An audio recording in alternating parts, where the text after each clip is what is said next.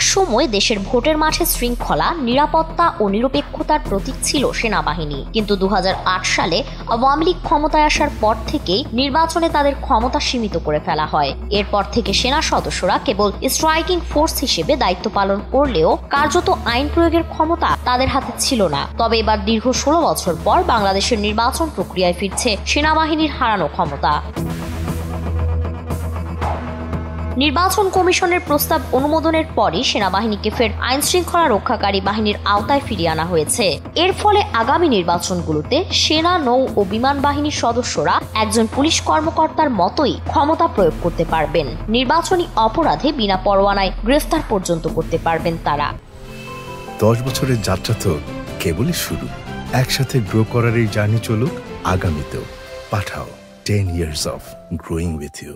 সরকারি সূত্রে জানা গেছে, 2001 সালে সপ্তম জাতীয় সংসদ নির্বাচনকে সামনে রেখে representation of the people ordinance RPO সংশোধন করে সশস্ত্র বাহিনীকে আইন শৃঙ্খলা রক্ষাকারী সংস্থার সংজ্ঞার অন্তর্ভুক্ত করা হয়। ওই সংশোধনের ফলে সেনা, নৌ ও বিমান বাহিনীর সদস্যরা একজন পুলিশ কর্মকর্তার মতোই নির্বাচনী অপরাধে বিনা পরোয়ানায় গ্রেফতার করার ক্ষমতা পেয়েছিলেন।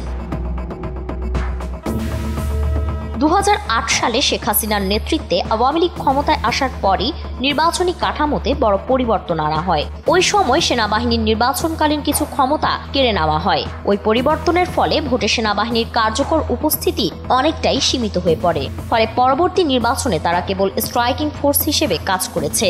মূল আইন প্রয়োগের ক্ষমতা ছিল না তাদের হাতে।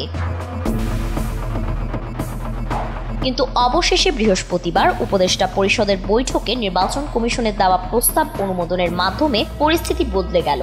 বৈঠক শেষে আইন উপদেষ্টা ডক্টর আসিফ নজরুল সংবাদ সম্মেলনে বলেন, আইন শৃঙ্খলা রক্ষাকারী বাহিনীর সংজ্ঞায় এখন থেকে সেনাবাহিনী, নৌবাহিনী ও বিমান বাহিনী অন্তর্ভুক্ত করা হয়েছে।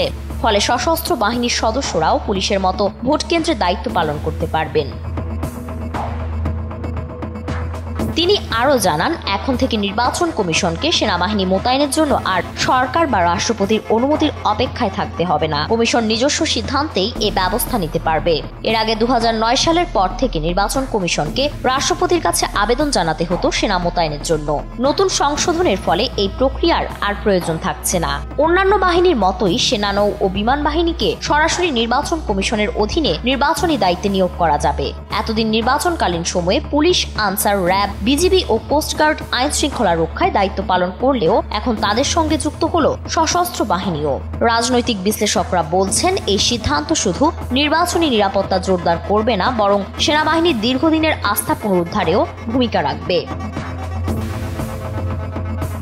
ফারিন রহমান প্রীতি, এনপিবি।